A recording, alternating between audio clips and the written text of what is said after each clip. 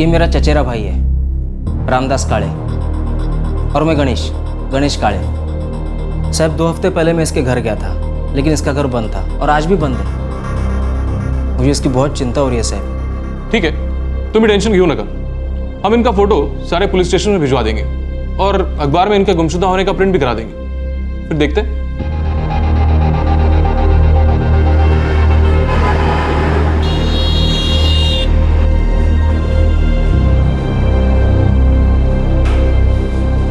निर्मला वाघ मेरी आई, वो प्रॉपर्टी के मामले को लेकर बहुत परेशान थी। आई और मेरे बाबा शिरीष वाघ दोनों अलग हो चुके हैं और प्रॉपर्टी को लेकर उन दोनों में काफ़ी झगड़े भी होते रहते थे। कब से घर नहीं आई? 3 हफ्ते हो गए सर।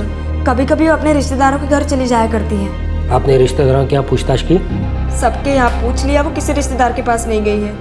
अब तो मुझे डर लग रहा है। हमें 2-3 दिन का वक्त दीजिए, हम इन्हें ढूंढने की पूरी कोशिश करते हैं।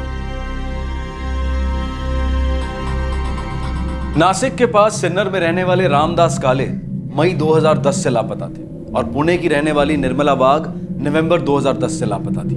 गुमशुदा लोगों के बीच की सबसे दुखद कड़ी वो दर्द और परेशानी होती है जो उनके परिवार वालों को सहन करनी पड़ती है। उनकी किसी खबर का इंतजार करना या फिर इस सब के समापन का इंतजार करना। रामदास काळे और निर्मला वाघ के गुमशुदा होने की कहानी को समापन मिला, लेकिन 3 साल बाद। पर यह समापन बहुत ही अजीब तरीके से मिला।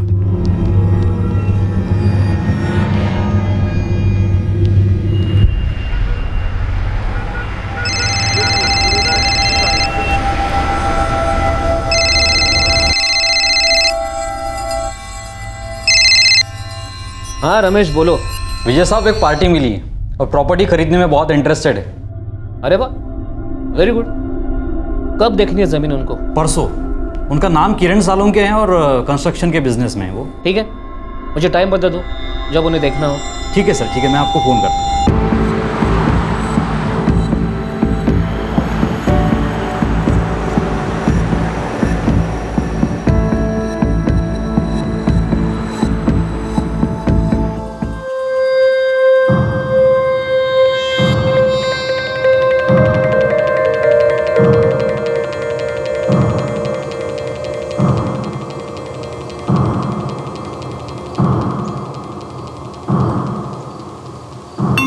आगे सर बोलो।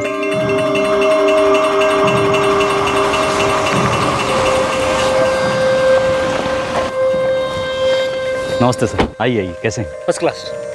किरण Salunke ji, mister Vijay Tambat. Hi. Mrs Suvarna Tambat. नमस्ते। चलिए सर, देख लीजिए, आइए।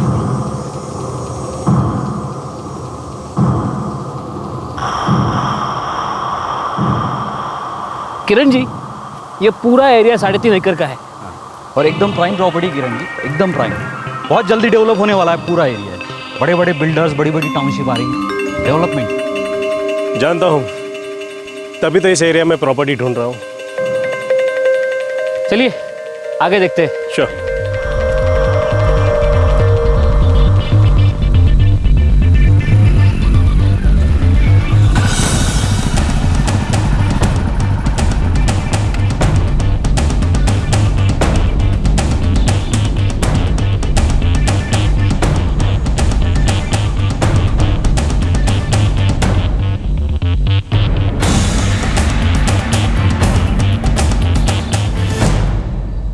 ओके, प्लॉट मुझे पसंद आया। आगे डील की बात कर लेते हैं। ठीक है। रमेश, तू तो जानता ही है कि मेरा डेली का काम है, मुझे इसकी पूरी नॉलेज है। हाँ सर, मैं तो सिर्फ इतना कह रहा हूँ कि ये प्रॉपर्टी बहुत अच्छी है सर, आप इसे हाथ से जाने मत दीजिए। 1.5 करोड़, इससे ज़्यादा नहीं दे सकता। बस 2 का तो मार्केट रेट भी नहीं है। देखिए विजय जी, मैं कहता हूँ सौदा अच्छा, डील कर लेते। नहीं, इतना कम में नहीं। क्या बोलती हो सुवर्णा? हाँ हाँ, कम से कम 1,90,00,000 रुपए, इससे नीचे नहीं। वो तो किरण जी अच्छे आदमी लगते हैं, इसीलिए तो हमने ये रेट कम किया है। वरना इतने प्राइम एरिया में उन्हें 2 करोड़ में भी इतनी अच्छी प्रॉपर्टी नहीं मिलती थी। वो एरिया जल्दी डेवलप भी हो रहा है और इनफैक्ट उनके लिए तो ये बहुत ही फ़ायदे का सौदा भी है। फ़ायदे का सौदा है किरण जी, आप मानिए मेरी बात को, आपको इससे कम में इतनी अच्छी प्रॉपर्टी नहीं मिल सकती। 1,60,00,000 लास्ट ऑफर। रमेश, हमारा लास्ट ऑफर 1,75,00,000। अगर नहीं तो फिर ये डील नहीं हो पाएगी। Okay done. तो ठीक है किरण जी, जैसा कि आपसे बात हुई थी 60-40 का रेशो होगा। हाँ ठीक है, तो फिर सर टोकन दे दें? कल ही टोकन मनी एडवांस दे देते हैं। ये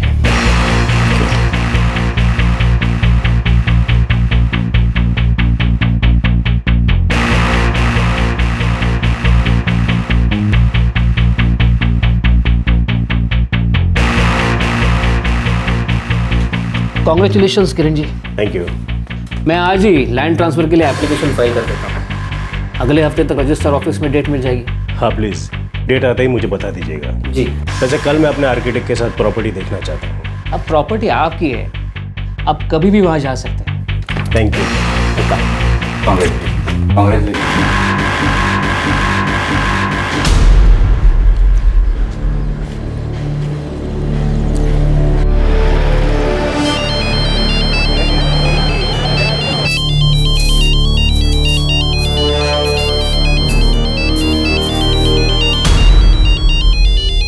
बाबा फोन।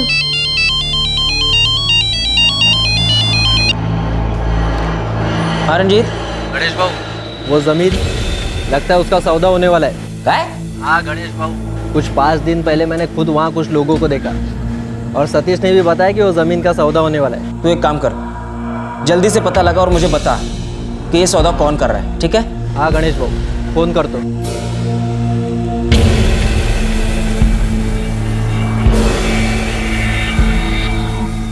साहब, ये मेरा चचेरा भाई है, रामदास काळे। अगले हफ्ते तक वो प्लान रेडी हो जाएगा ना? जी किरण जी। ठीक है, जैसे प्लान रेडी हो जाए वो प्लान लेके अपने असिस्टेंट को मेरे ऑफिस में भेज देना। एक बार प्लान चेक कर लूँ, उसके बाद आगे काम शुरू करते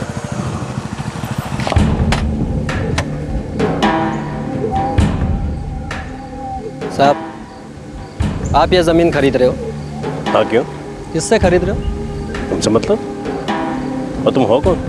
साहब, आप इस ज़मीन पे बहुत ज़्यादा पैसे दे रहे होंगे, लेकिन बाद में अगर इसका कुछ लफड़ा हुआ फिर आप क्या करोगे? ये ज़मीन मैं विजय तामट से खरीद रहा हूँ। वो एक वकील है और ये ज़मीन उनकी पत्नी सुवर्णा के नाम पे है। नहीं साहब, ये प्लॉट रामदास काले के नाम पे। क्या? ये क्या बकवास कर रहे हो तुम? इस ज़मीन के पूरे पैसे दे चुका हूँ मैं। देखो साहब, हमारा काम था आपको बताना, आगे आप देखो, आपकी मर्जी।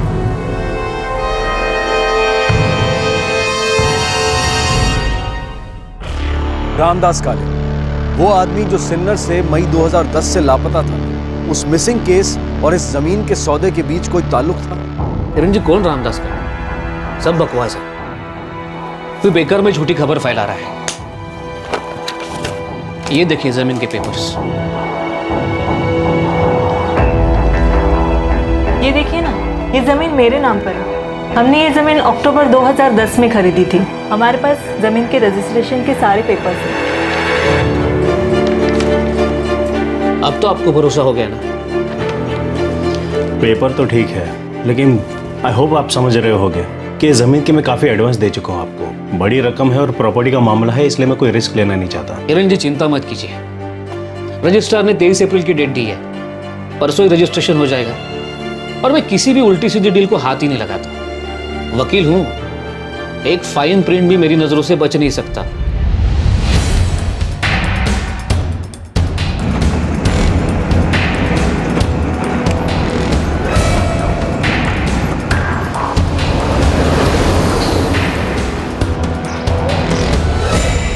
साहब, ये रामदास भाऊ, ये उनकी मिसिंग कंप्लेंट की कॉपी सिन्नर पुलिस स्टेशन से 2010 में मैंने ही कंप्लेंट लिखवाई थी। और ये इश्तिहार उनके लापता होने का। रामदास भाऊ मेरे चचेरे भाई हैं साहब।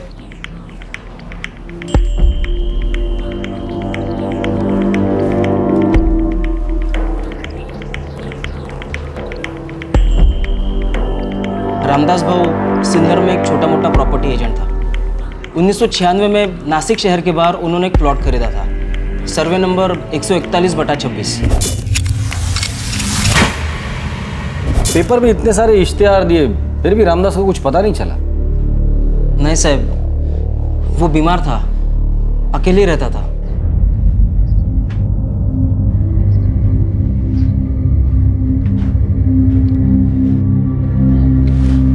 भाऊ क्यों जिद कर रहे हो?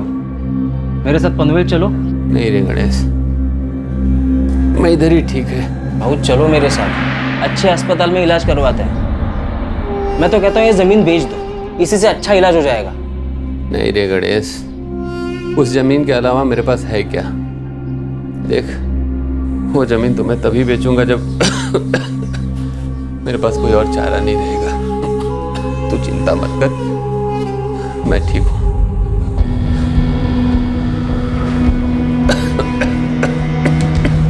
HIV पॉजिटिव था, मेरे अलावा उसका और कोई नहीं था। मैं हर महीने उसे मिलने जाया करता था। उस साल भी अप्रैल के तीसरे हफ्ते जब मैं उससे मिलने गया तब उसके घर पे ताला लगा था। मैं 3 दिन तक सिन्नर में रहा और उसके घर के चक्कर लगाता रहा।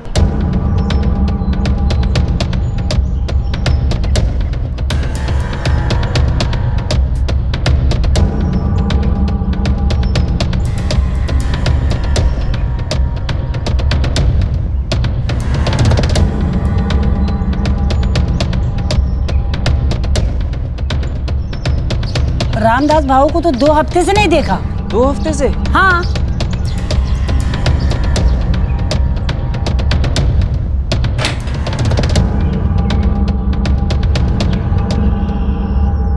आखिरकार रामदास भाऊ के लापता होने की कंप्लेंट मैंने लिखवा दी, लेकिन पुलिस को भी वो नहीं मिला। ऐसा भी तो हो सकता है कि तुम्हें बताए बगैर रामदास ने वो जमीन बेच दी। नहीं साहब, ऐसा हो ही नहीं सकता। मेरे अलावा उसका और कोई नहीं है।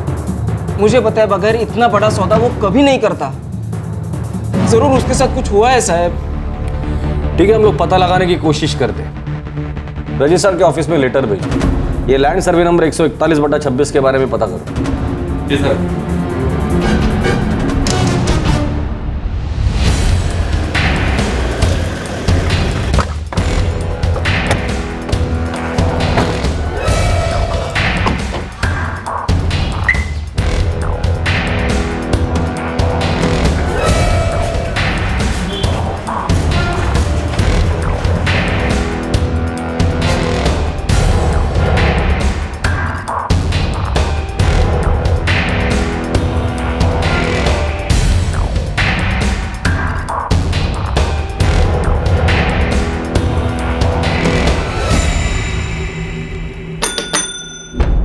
बोला साहब। ये बघ संतोष, सर्वे नंबर 141/26 के पेपर्स लेके आना।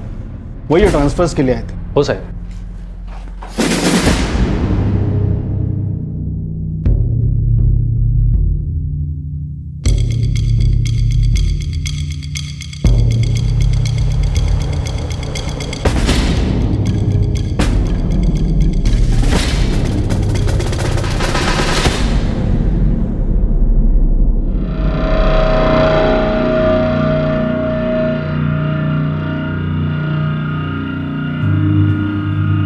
सुवर्ण तांबट तुमचं नाव आहे? जी जमीन आप ही के नाम? जी, मेरा नाम सुवर्णा तांबट है। मैं एक कंप्यूटर सॉफ्टवेयर कंपनी चलाती हूँ। देखो मैडम, इसमें एक प्रॉब्लम। कैसी प्रॉब्लम? हे बघा ना, सुवर्ण तांबट के डेथ सर्टिफिकेट की कॉपी।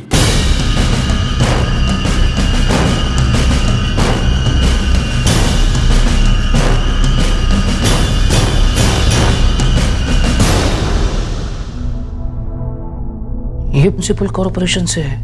हाँ, अंतिम संस्कार भी वहीं पर हुए। ये क्या बकवास है? विजय जी, ये काय चाललंय? देखिए सर, मैं यहाँ आपके सामने बैठी हूँ तो ये मेरा डेथ सर्टिफिकेट कैसे हो सकता है? आप प्लीज इन प्रॉपर्टी के पेपर्स में ये फोटोग्राफ देखिए प्लीज।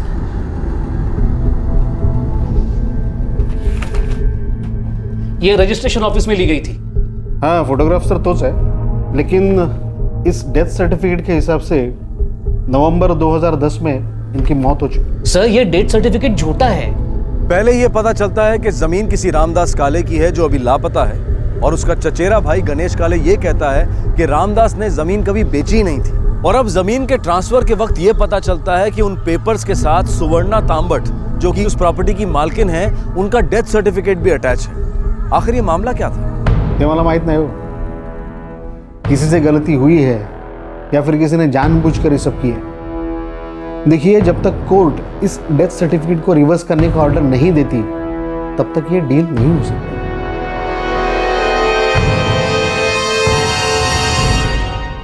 इस प्रॉपर्टी के साथ कुछ गड़बड़ लग रही है। आप मेरा एडवांस वापस दे दीजिए प्लीज। धीरज रखिए किरण जी, बहुत बड़ी प्रॉपर्टी है, देखिए जरूर कुछ गलती हुई है। वो डेथ सर्टिफिकेट झूठा है। मैं आपकी बात मानता हूँ, लेकिन इतनी प्रॉब्लम से जुड़ी प्रॉपर्टी खरीदना मुझे ठीक नहीं लग रहा है। देखिए, लेकिन कोई प्रॉब्लम है ही नहीं, ये जरूर किसी की चाल है। कुछ दिनों में ये सब कुछ सामने आ जाएगा। आप मेरा भरोसा कीजिए, मुझे सिर्फ 2 दिन की मोहलत दीजिए, मैं ये सारा मामला कोर्ट से क्लियर करवा दूंगा। अगर 2 दिन में क्लियर नहीं होता, मैं खुद आकर आपका सारा एडवांस वापस लौटा दूंगा। हाँ किरण जी, आप प्लीज़ 2 दिन के लिए वेट कर लीजिए, क्योंकि मुझे भी यही लगता है कि कहीं ना कहीं कुछ गलती हुई है।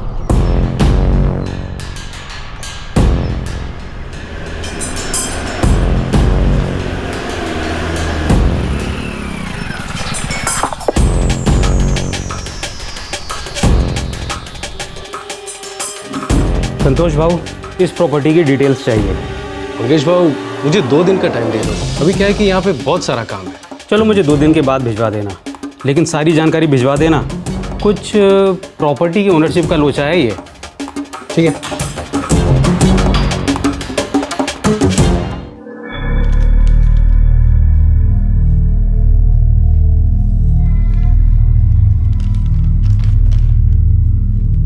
सर, कहीं कोई बड़ी मिस्टेक हुई है या फिर कोई जानबूझ के इस प्रॉपर्टी पे से हमारी ओनरशिप हटाने की कोशिश कर रहा है। ये प्रॉपर्टी सर्वे नंबर 141/26 नासिक के बाहर की है। ये प्रॉपर्टी मेरी पत्नी सुवर्णा तांबट के नाम पे है। उसने जानबूझ के ये झूठा डेथ सर्टिफिकेट रजिस्टर ऑफिस के लैंड पेपर्स में डाल दिया है। ये कोई गलती नहीं है। मैं देख सकता हूँ कि सुवर्णा तांबट जिंदा है और लैंड पेपर्स पे भी इन्हीं की तस्वीर है और ये डेथ सर्टिफिकेट भी इन्हीं के नाम का है।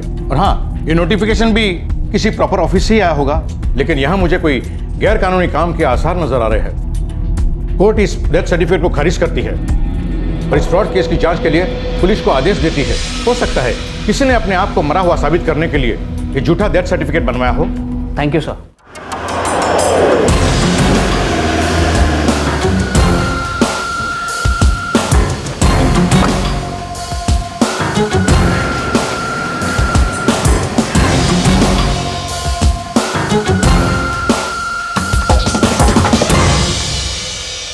म्युनिसिपल ऑफिस का सर्टिफिकेशन भी अटैच है।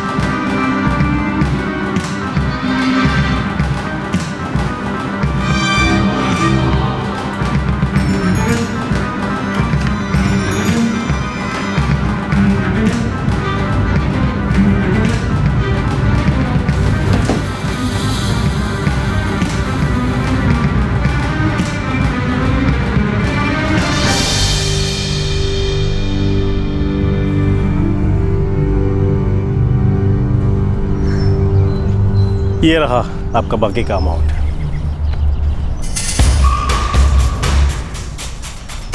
Thank you Kiran ji. मैंने आपसे कहा था ना, थोड़ी बहुत तो प्रॉब्लम्स आती है, लेकिन आखिर में सब कुछ ठीक हो गया। Congratulations Kiran ji. Thank you Suvarna ji.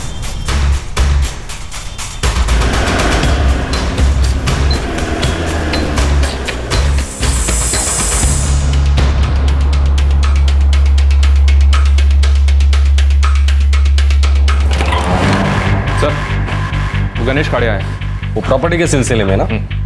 Register office से जो पेपर्स मांग रहे थे वो आ गए? जी नहीं सर। क्यों? पेपर आने में इतना वक्त क्यों लग रहा है? सर, इस बीच कोर्ट से ये पेपर आया है। ये क्या है?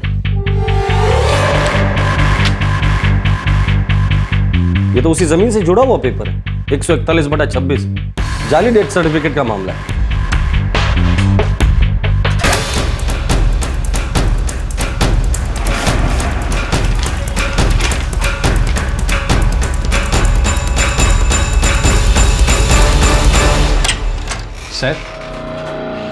साहेब हे बघा, ये उसी 141/26 से जुड़ा कोई नया मसला है। अरे बाबा आता काय झालं नवीन आणि? साहब, पुलिस ने इस जमीन के पेपर्स मंगवाए हैं। उनका कहना है कि इस जमीन का मालिक कोई रामदास काळे है और उसके भाई गणेश काळे का कहना है कि रामदास ने कभी ये जमीन किसी को बेची नहीं थी। अरे काय चाललंय हे, हाँ? क्या हो रहा है? तुम एक काम करो, ये सारे डॉक्यूमेंट्स तुम पुलिस के पास भेज दो और उनसे कह दो कि सुवर्णा तांबट ने ये जमीन किरण साळुंके को बेच दी।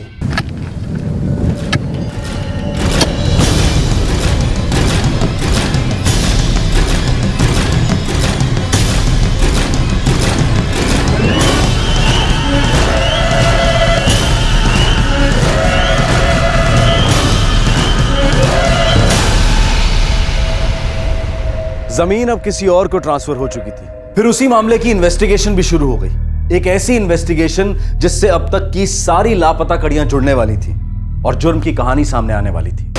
मुझे जैसे ज़मीन के बेचे जाने की बात पता चली थी तब से मैं आपसे कह रहा हूँ साहब, इस मामले की जांच करो।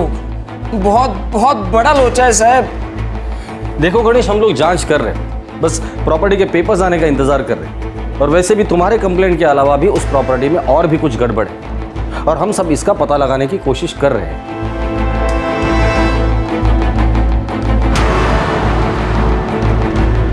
सर, ये ग्लोबलर कंस्ट्रक्शन नासिक के आसपास कई सारे कंस्ट्रक्शन प्रोजेक्ट से जुड़ा है। काफी जाना माना नाम है। और ये विजय तांबट कौन? विजय तांबट वकील है और उसकी पत्नी सुवर्णा तांबट खुद का बिजनेस चलाती है। उसकी एक सॉफ्टवेयर कंसल्टेंसी फर्म है। मेरी समझ में ये नहीं आ रहा है कि मैं रजिस्ट्रेशन ऑफिस के पेपर पे भरोसा करूं या इन सब बातों पर। यानी आपको पहले से ही पता था कि इस जमीन से कई पुराने मसले जुड़े हुए हैं? मसले का तो पता नहीं, लेकिन हाँ, जमीन खरीदते वक्त दो प्रॉब्लम सामने आई थी। एक तब जब दो लड़कों ने आके मुझे ये बताया कि ये जमीन कोई रामदास काळे के नाम पर है, और एक जाली डेथ सर्टिफिकेट का मामला सामने आया था। आपको इस जमीन के बारे में किसने बताया? रमेश कामत ने। वो एक रियल एस्टेट एजेंट है। साहब, हमको किसी भी डील के बारे में मार्केट से ही खबर मिलती है। मुझे भी ऐसे ही पता चला कि विजय जी अपनी प्रॉपर्टी बेचना चाह रहे हैं। रामदास काळे के बारे में तुम्हें पता था? नहीं साहब, मैंने तो पहली बार उसका नाम तभी सुना था जब किरण जी ने एक बार उसकी बात की। लेकिन ज़मीन के सौदे में अक्सर लोग अपने फ़ायदे के लिए ऐसी खबरें फैलाते रहते हैं। ज़मीन के पेपर्स एकदम सही थे सर। अपने फायदे के लिए इस गणेश काळे ने रामदास काळे के जमीन का मामला उठाया होगा। तो जमीन का सौदा हो रहा है, ये खबर उसके दोस्तों ने उसे दी। गणेश काळे ही वो आदमी जिसने अपने भाई की मिसिंग कंप्लेंट भी लिखवाई थी। सर, उसने ये भी कहा था ना कि उसका भाई रामदास काळे HIV पॉजिटिव था। कहीं ना कहीं कुछ तो गड़बड़ जरूर था। सर, वो जाली डेथ सर्टिफिकेट वो भी तो है। हो सकता है कि जमीन का सौदा रोकने के इरादे से उसे भेजा गया हो।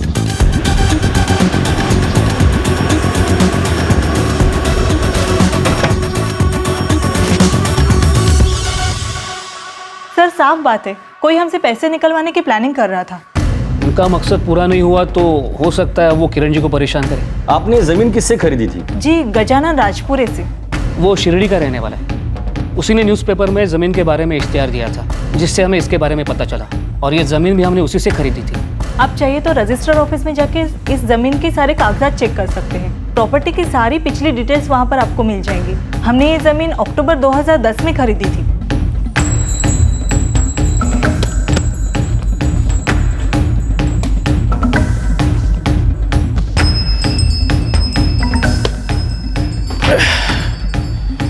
ये प्रॉपर्टी को लेकर इतनी मगजमारी हो रही ना, एक के बाद एक लोचा चालू है।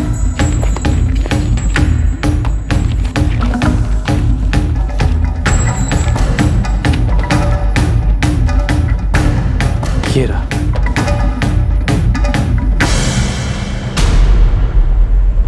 ग्लोबलर कंस्ट्रक्शन बड़ी कंस्ट्रक्शन कंपनी है भाऊ। और वो विजय तांबट वकील है। पुलिस कह रही है कि ज़मीन के सब कागजात भी सही हैं। देखते हैं, मैं पुलिस पर और दबाव बढ़ाता हूँ।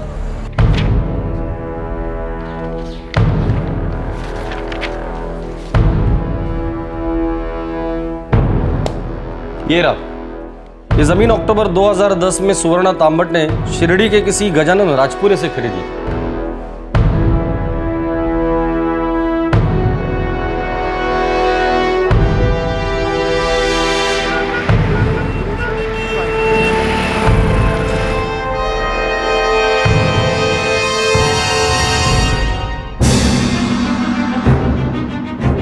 पद्मा, हाँ मला नाशिकला जायचं आहे, थोड़ा काम है, देर हो जाएगी. क्यों, अब क्या काम है? तो बोला ना काम है, हर बात तेरे को बतानी पड़ेगी.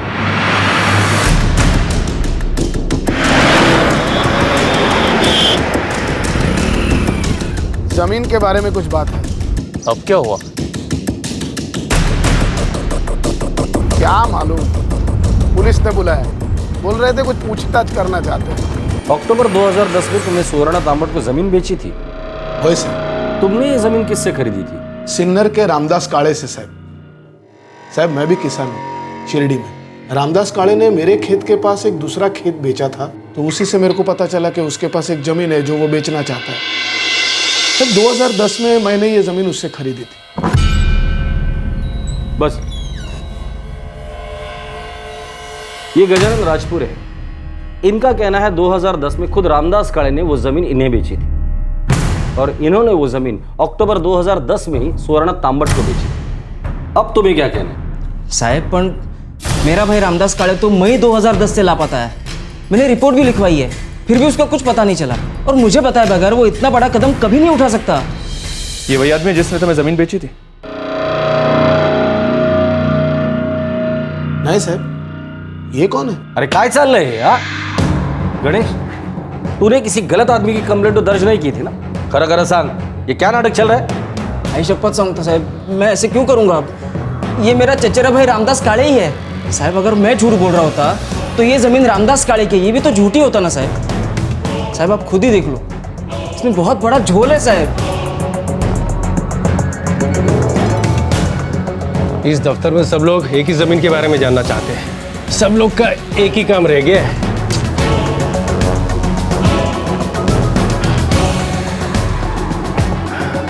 पता नहीं अब इसके आगे और अंदर कितना जाना पड़ेगा.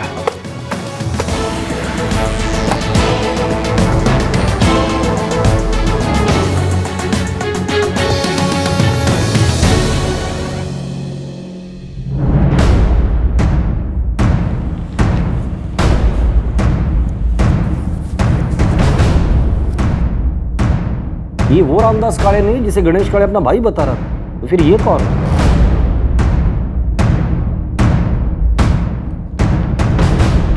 चेक की कॉपी, बैंक पासबुक, सारे पेपर्स हैं. यहाँ एड्रेस सिन्नर का लिखा हुआ है. होय साहब, 13 प्रथम नगर सिन्नर. एड्रेस तो रामदास भाऊ का ही है. गणेश, कहीं तू हमारे साथ कोई नाटक खेलने की कोशिश तो नहीं कर रहा है ना? अगर ऐसा है ना तो लॉकअप में उल्टा लटका के सच बुलवाऊंगा तेरे से. नाही साहेब, अहो मी खरंच सांगतोय, ये जो एड्रेस है ना ये रामदास भाऊ का ही है. लेकिन इस फोटो में ये जो आदमी है ना ये रामदास भाऊ नहीं है. और ये बैंक अकाउंट ये पीपल्स बैंक का है, जबकि रामदास भाऊ का इस बैंक पे कोई अकाउंट था ही नहीं. उनका अकाउंट तो कॉमन ट्रस्ट बैंक में था.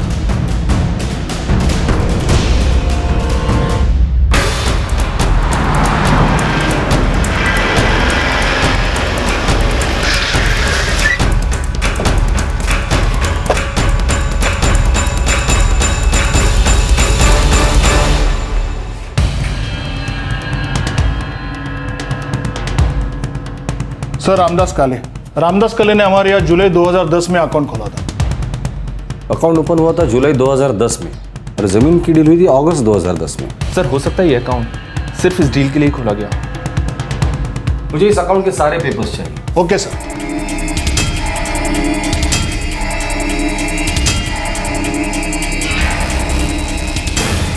ये रामदास भाऊ.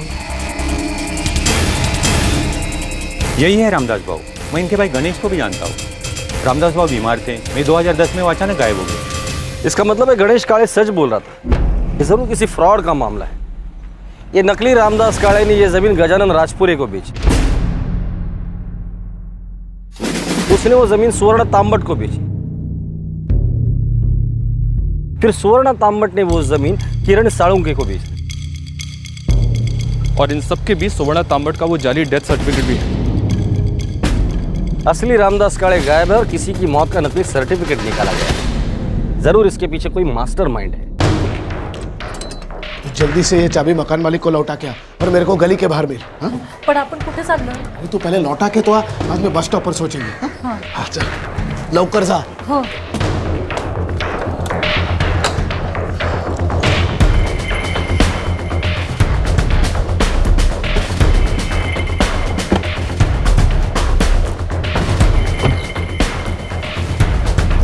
हम लोग कहाँ जा रहे हैं मम्मा? बेटा हम लोग एक नई जगह रहने जा रहे हैं। मतलब हम लोग वापस नहीं आएंगे? नहीं बेटा, तुम अब एक नए स्कूल जाओगे।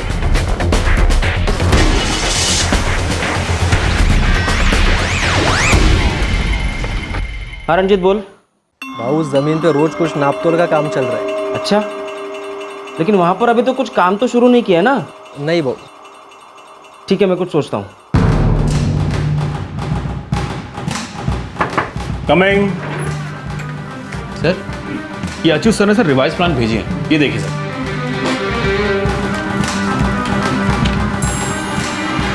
ये ऐसे ऐसे। Good, very good. एक काम करो, कल की मीटिंग फिक्स कर दो, हम जल्दी कंस्ट्रक्शन शुरू कर लेंगे।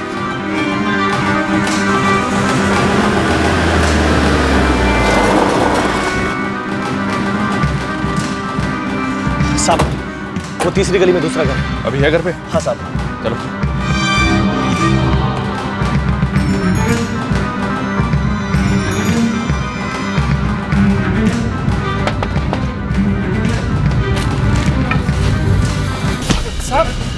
अरे साहब मैंने किया क्या? साहब सुनो तो, साहब मैंने किया क्या? वो तो बोलो। अरे क्यों लेके जा रहे हैं मेरे को?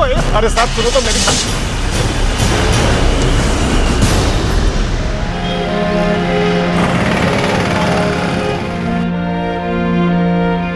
2 साल बीत चुके हैं, लेकिन अभी भी पुलिस को आई के बारे में कुछ भी पता नहीं चला। पता नहीं आई कहाँ चली गई।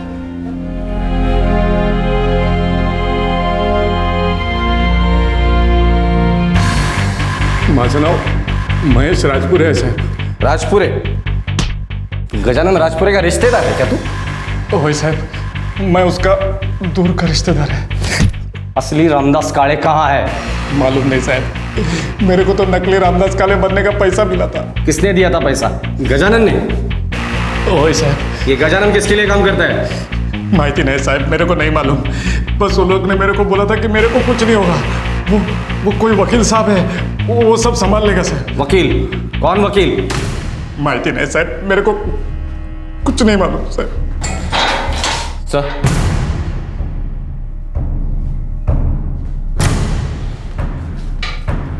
सर मैं गजानन को पुलिस स्टेशन बुलाया था, लेकिन वो अपना घर छोड़ के कहीं भाग गया है। उसका मोबाइल भी बंद है, और वो वकील विजय तांबट और उसकी पत्नी सुवर्णा तांबट, वो दोनों भी अपने बंगलों से कहीं भाग गए। वो दोनों वहाँ पर रेंट पर थे, और अभी उन दोनों का फ़ोन भी बंद है। कामगार, एक बात तो साफ है, इस प्लान में ये सभी लोग शामिल हैं। पर समझ में नहीं आ रहा ये मामला है क्या।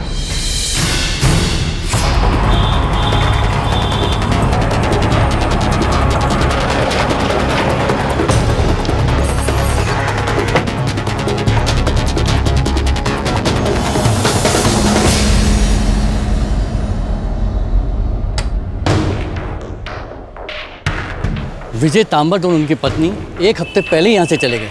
उठे गेले?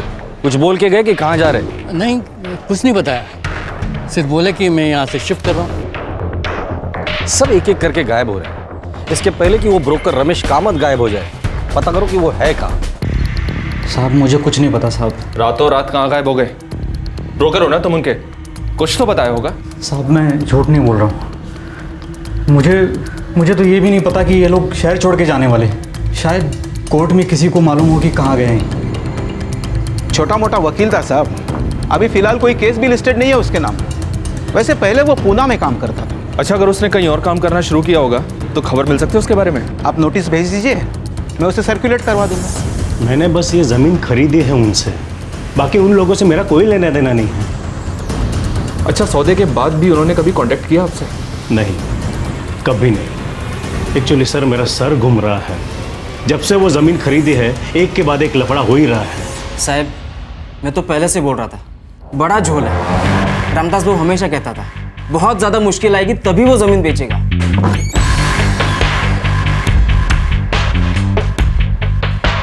गणेश काळे आता बग, इस जुर्म की कबर खोद के रखूंगा। जहां से शुरुआत हुई थी ना, वहीं से।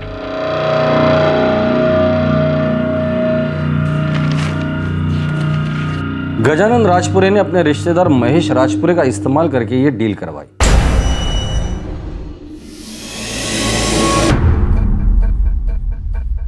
फिर गजानन ने यह जमीन बेची सुवर्ण तांबट को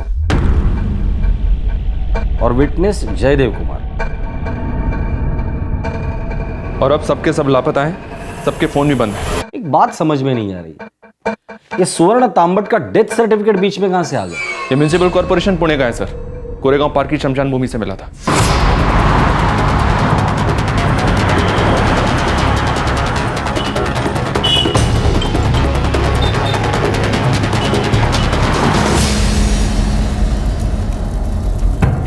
एक मिनट सर।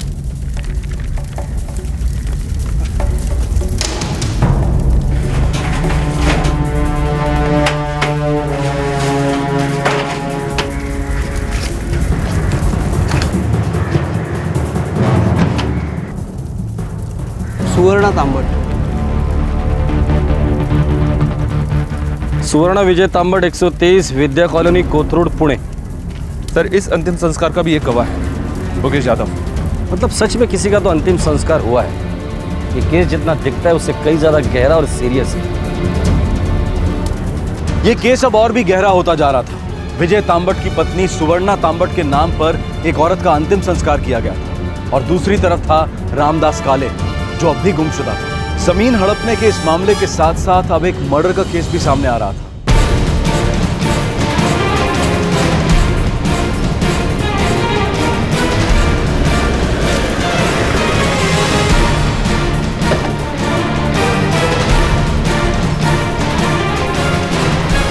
सर हम तो अभी अभी यहाँ शिफ्ट हुए हैं। हमारे पड़ोस में शिरोडकर जी रहते हैं, बहुत सालों से रह रहे हैं। आप उनसे जाकर पूछिए। हाँ याद है ना, वकील है, नाम है विजय तांबट। हाँ यही है विजय तांबट। उनकी पत्नी की डेथ हुई, उसके बाद चले गए यहाँ से। क्या यही है उनकी पत्नी? हाँ यही है सुवर्णा, लेकिन अब बेचारी इस दुनिया में नहीं रही। मौत कैसी हुई थी उनकी? हार्ट अटैक हुआ था सब, मुझे याद है। मुकेश आया था यहाँ बताने के लिए।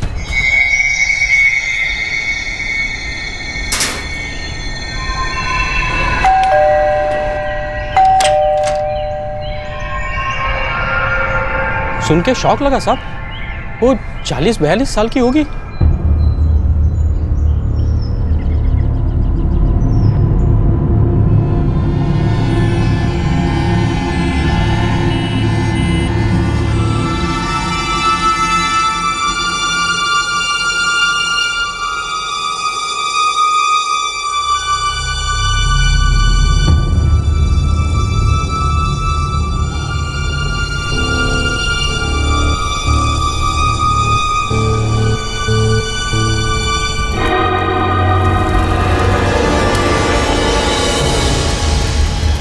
फिर विजय तांबट अपने बेटे के साथ यहाँ से चले गए। उनका एक बेटा भी था?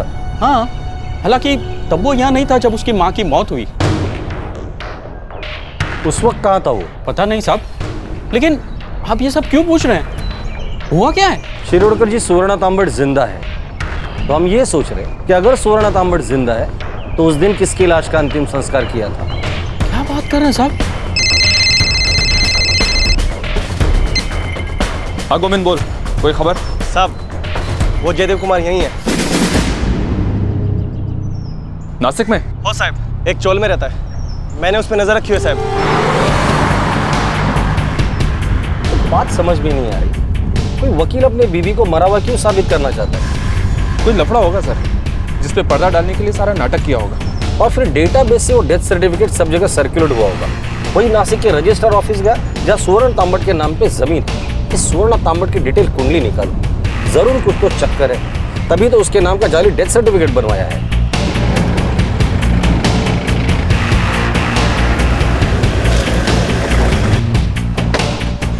वो ऊपर वाले कमरे में साहब, चलो।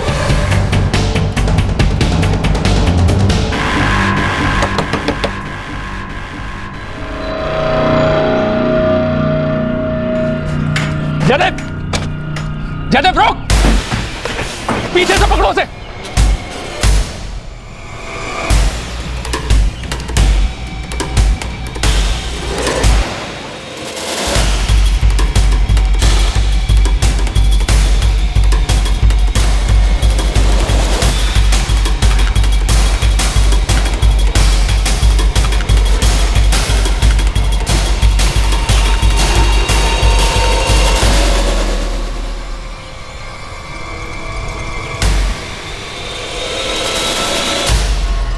जयदेव कुमार, जो गजानन राजपुरे और सुवर्णा तांबट के बीच हुए जमीन के सौदे में गवाह था, उसी ने रामदास काले के लापता होने की गुत्थी खोली। ये एक बड़ा ही अजीबोगरीब और संगीन जुर्म था। अभी अगर तूने नौटंकी की और बोला कि तुझे कुछ नहीं पता, तो मैं कुछ नहीं बोलूंगा, फिर ये बोलेगा। साहब मैं सब सच बता रहा है साहब। जब तक तू सच बोलेगा तब तक मेरा डंडा चुप रहेगा, वरना साहब मैं बताता हूँ साहब ये गजानन और रामदास काले दोस्त थे। रामदास ने उससे 3 लाख रुपया कर्जा लिया था साहब।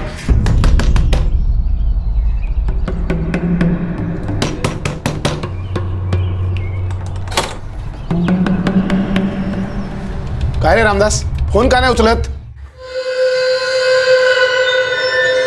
भाऊ बैलेंस नहीं है फोन मध्ये भाऊ। अरे येड़ा समझला इसका मला? इनकमिंग के लिए कौन सा बैलेंस लगता है रे? मैं क्या बोलूं क्या करूं भाऊ? मेरा पैसा लौटा दे बस, मेरे को और कुछ नहीं चाहिए। भाऊ तुमको तो पता ही है मेरे को कौन सा रोग लगा है। इलाज के लिए पैसा पानी की तरह जा रहा है भाऊ। सारा काम धाम ठप है। प्रॉपर्टी के लिए भी कोई नया काम किए कितना दिन हो गया भाऊ। बहुत कमजोर हो गया हूँ भाऊ।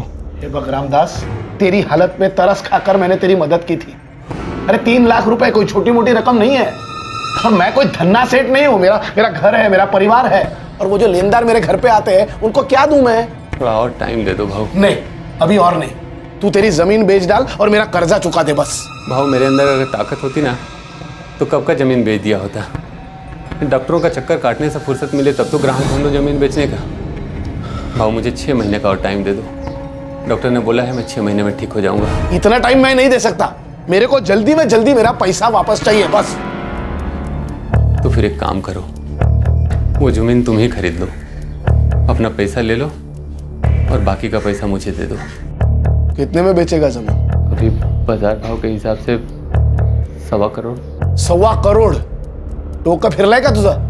इतना पैसा मैं कहां से लाऊंगा? तो फिर मुझे टाइम दे दो भाऊ।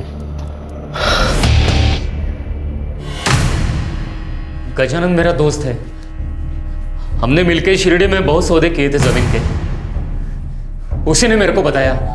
पक गया हूं। 1 साल से 3 लाख रुपया अटका पड़ा है साले के पास। प्यार से नहीं मानेगा तो मार से मानेगा। अरे मरे हुए को क्या मारूंगा? वो तो वैसे ही बीमार है। मेरे को किसी भी तरह से मेरा 3 लाख रुपया वापस मिल जाए बस। केस ठोक दे, अंदर करवा दे साले को। जोर जबरदस्ती करेगा तो पैसा निकलेगा। कैसे? मेरा और मेरे भाई का प्रॉपर्टी का झगड़ा चल रहा है, तो मैं पुणे में एक वकील से मिला था। कौन वकील? विजय तांबट? हाँ वही।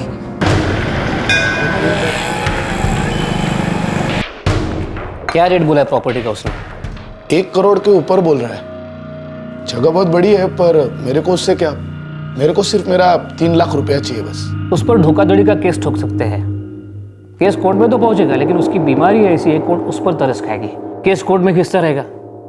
अगर इस बीच वो ऊपर चला गया तो नीचे केस बंद। तुम्हारा तो पैसा गया, मेरी फीस भी देनी पड़ेगी, तुम्हारा डबल नुकसान। तो मैं क्या करूं?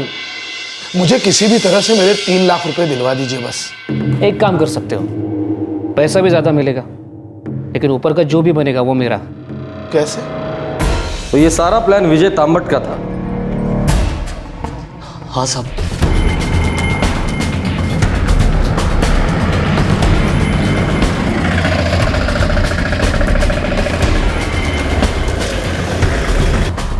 ये आज बस रामदास।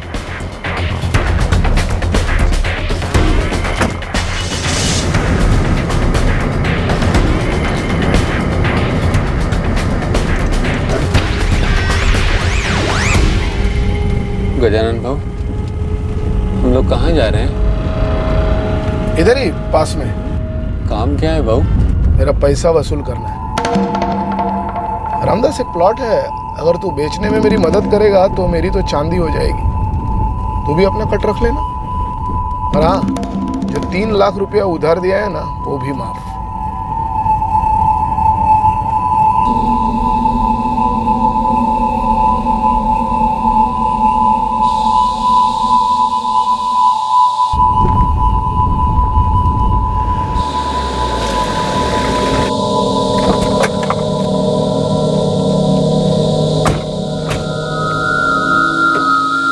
ये बाहर ही।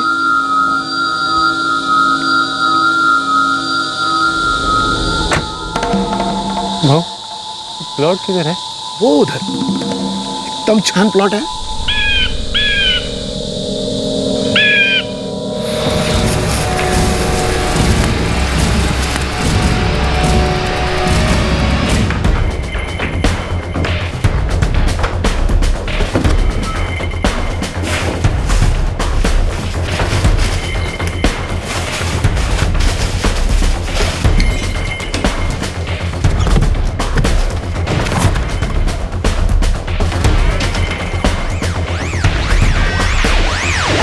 तेरे को कुछ नहीं करना है, आकर सिर्फ साइन करना है और रुपया ले जाना है। लफड़ा नहीं है ना भाऊ? नहीं नहीं, कोई लफड़ा नहीं।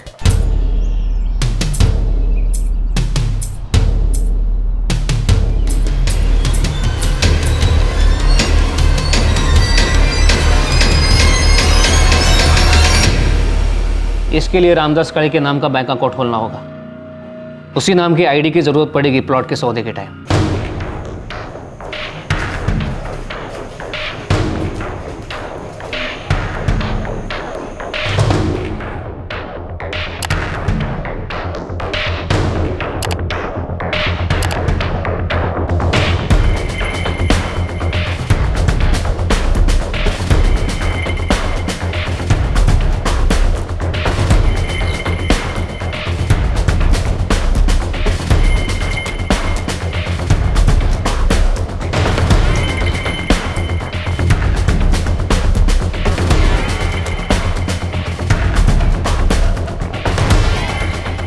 बढ़िया। अब अगला प्लान, 2 महीने के बाद ये प्लॉट तुम मेरी पत्नी सुवर्णा को बेच दो। मैं तुम्हें 15 लाख रुपए दूंगा, जो तुम आपस में बांट लेना।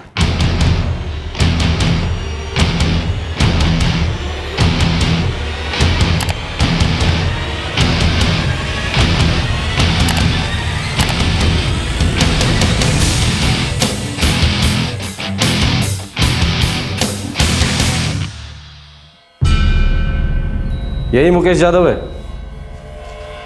हाँ साहब, ये विजय जी का असिस्टेंट था और यही गवाह था।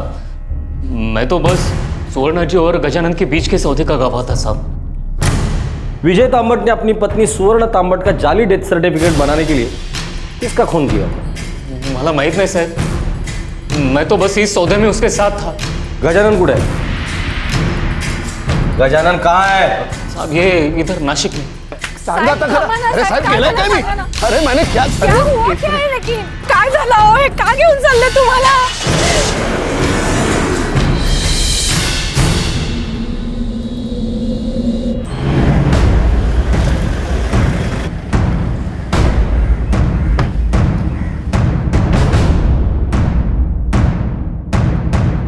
सर, अप्रैल 2010 में घाट में हमें एक लाश मिली थी। ये उसके पेपर्स है सर। सारे पुलिस स्टेशन में खबर दी थी, न्यूज़पेपर्स में भी खबर डाली थी। ऐसे कोई चूक सकता है? गणेश काळे से इसकी शिनाख्त करानी होगी।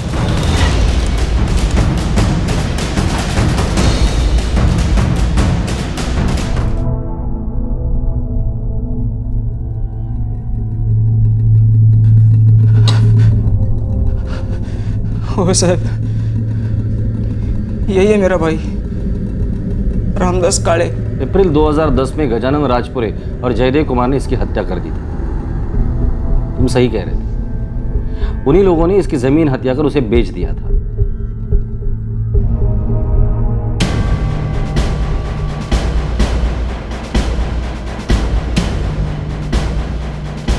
काम बंद करो साइड पर। काय पनोती लागली आहे।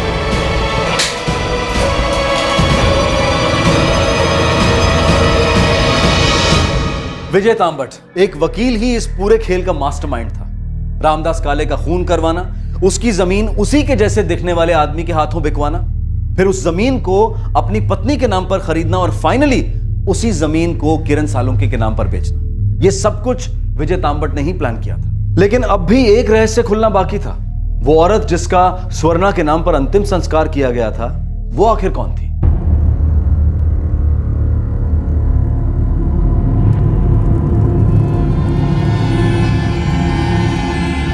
सर ये सुवर्णा तांबट कानपुर से है।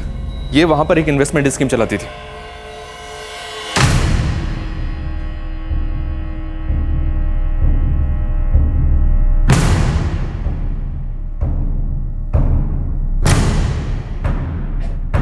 – 2009 में स्कीम का भंडा फूट गया, पुलिस को उसकी तलाश थी।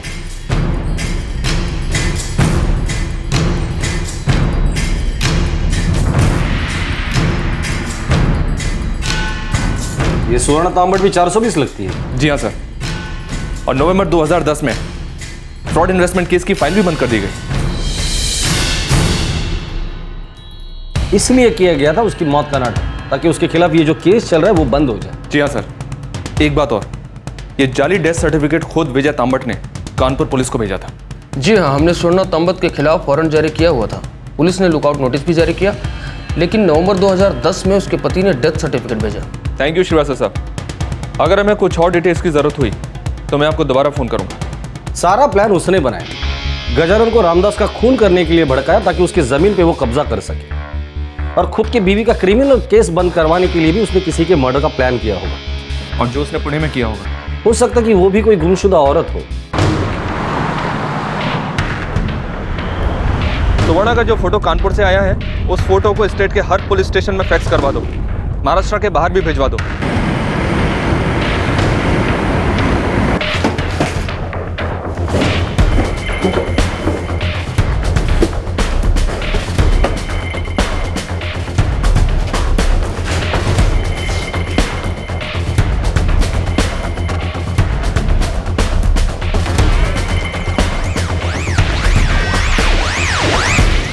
सर, ये 2010 का केस है जो अभी तक अनसॉल्व है। निर्मला वाघ, उम्र 48। सर,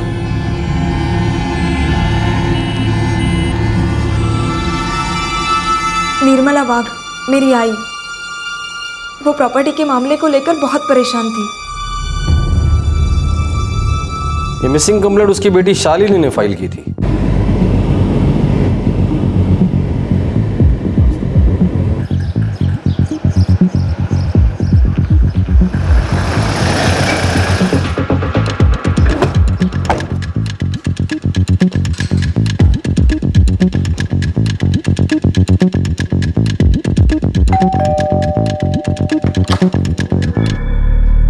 शालिनी? जी हाँ, मैं ही हूँ शालिनी। मेरे आई का कुछ पता चला इंस्पेक्टर? कहीं मिली वो आपको? जी नहीं। फिर आप यहाँ कुछ बताने आए हैं? आप किसी विजय तांबट नाम के आदमी को जानती है? विजय तांबट? हाँ, वो आई के वकील थे। आई जब लापता हुई तो मैं उनसे मिलने भी गई थी। नहीं शालिनी, निर्मला जी तो यहाँ आई नहीं। क्यों, क्या हुआ?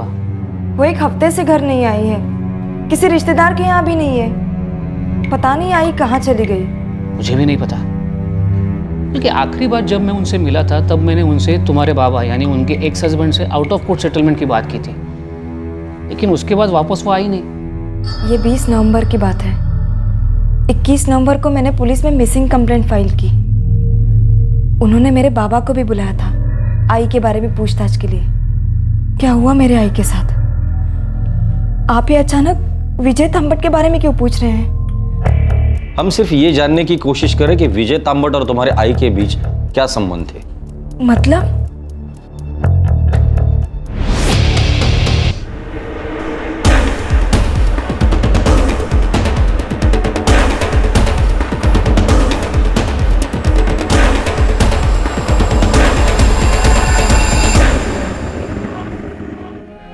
कानपुर में विजय तांबट के बीवी के खिलाफ केस चल रहा था। उसे बंद करने के लिए विजय तांबट ने अपनी बीवी के मौत का नाटक किया। हमें शक है कि शायद इसीलिए विजय तांबट ने तुम्हारे आई की हत्या की होगी। और मैं सारे वक्त अपने बाबा को ही गुनहगार मानती रही।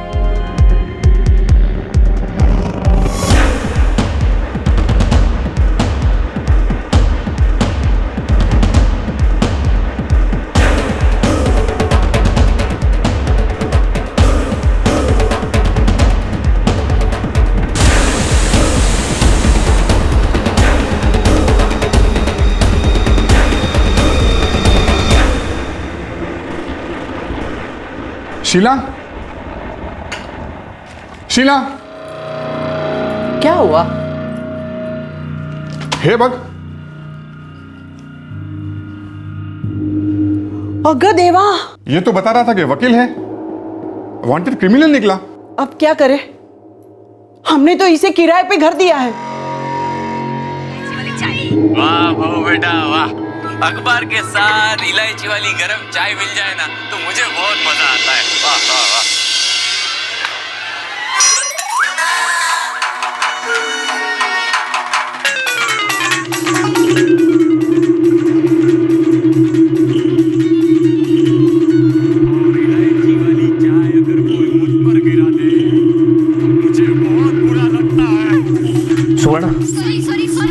ये देखो। सॉरी, हम लोग ने जानबूझकर नहीं किया। तो क्यों किया? क्योंकि आपने कहा।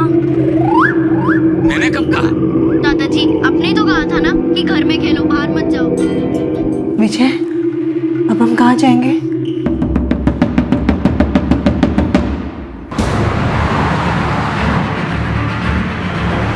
सर, मुंबई पुलिस उनके घर पहुंच रही है।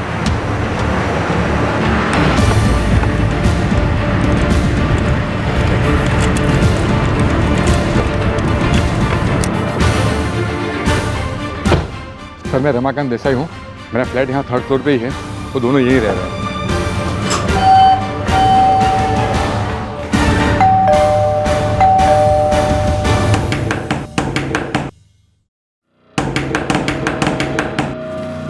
विजय, बाहर पुलिस है।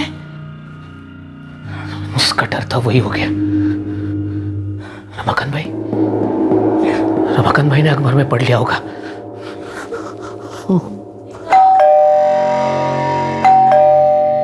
क्या हुआ मम्मी? आप दरवाजा क्यों नहीं खोल रहे हो? कौन है बाहर?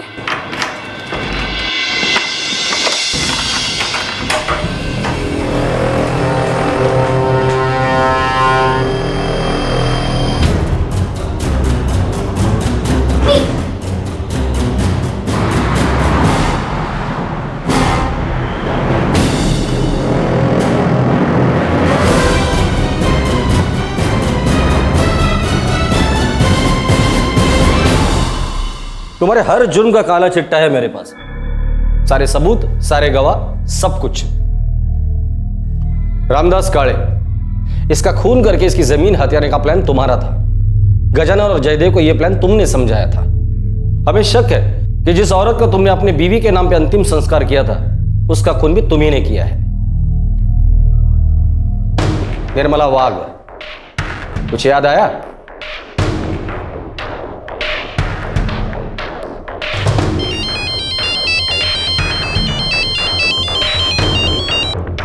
हेलो, विजय तामत बोल रहे हैं।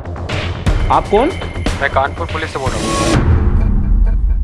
Hello hello hello. Kanpur police से फोन था। हाँ, हमें इस चक्कर से निकलना होगा। आखिर कब तक हम हमारे मोबाइल नंबर और ठिकाने बदलते रहेंगे? कोई तो रास्ता निकालना होगा। इस केस को ठिकाने लगाना होगा।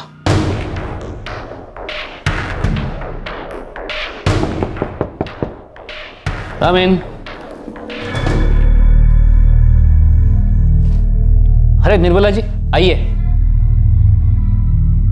विजय जी, और कितना समय लगेगा केस को दर्ज कराने के लिए?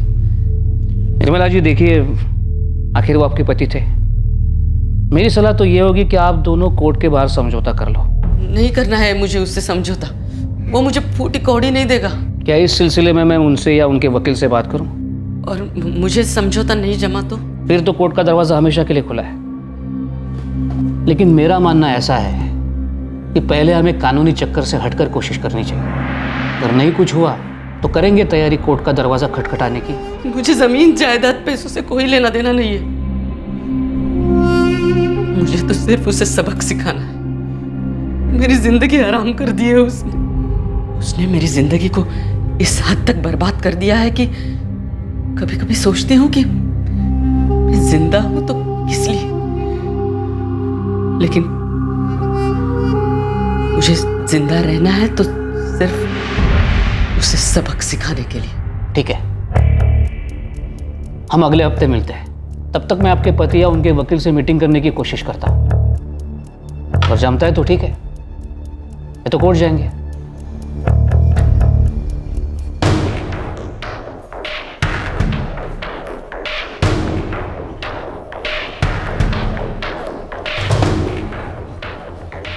बड़ी परेशान है, कई दिनों तक घर पर नहीं जाती, भटकती रहती है। एक बेटी है उसकी जो खबर रखती है, नहीं तो उसका दुनिया में कोई भी नहीं। अगर उसकी बेटी को पता चल गया तो? नहीं पता चलेगा। रामदास काले के बारे में अब तक पता चला, बस एक ही झटके में तुम्हारे खिलाफ सारी केस रफा दफा हो जाएंगे। अगले हफ्ते ऑफिस आ रही है।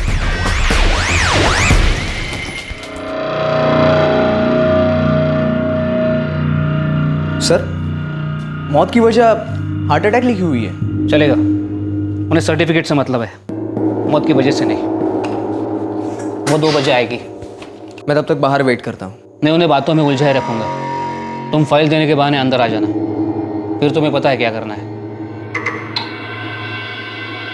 निर्मला जी, आप सही थे, हमें कोर्ट जाना चाहिए। ये केस आप ही जीतेंगी। मैं भी यही चाहती हूँ। कम इन। हाँ मुकेश। सर, ये कुछ फाइल्स नहीं आई हैं। उस कबर्ड में रख दो। जी सर।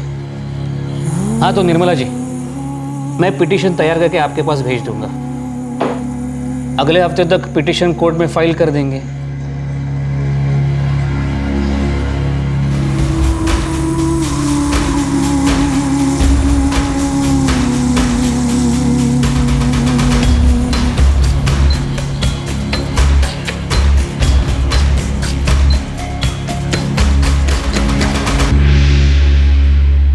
स्ट्रेंज, आप एक वकील हो और आप भी एक पढ़ी लिखी औरत हो।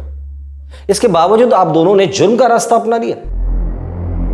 खुद के ऐशो आराम के लिए धोखाधड़ी और खून करने से भी बाज नहीं आए।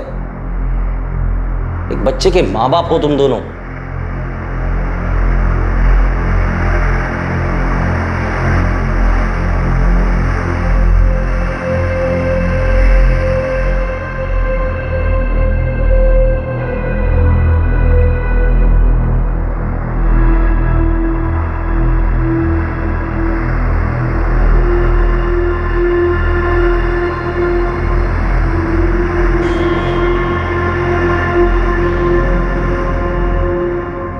पता नहीं क्या होगा। वो लोग तो पकड़े गए, लेकिन रामदास भाऊ की जमीन का क्या होगा पता नहीं। मुझे हमेशा लगा कि आई पागल हो गई, या फिर बाबा आपने कुछ। मुझे पता है बेटा, तुझे लगा कि मैंने ही तेरी आई के साथ कुछ कर दिया है। ये बात सच है, हमारी आपस में कभी बनी नहीं, एक दूसरे को तकलीफ ही दी है। लेकिन बेटा, मैं ऐसा कुछ करने की सोच ही नहीं सकता हूं।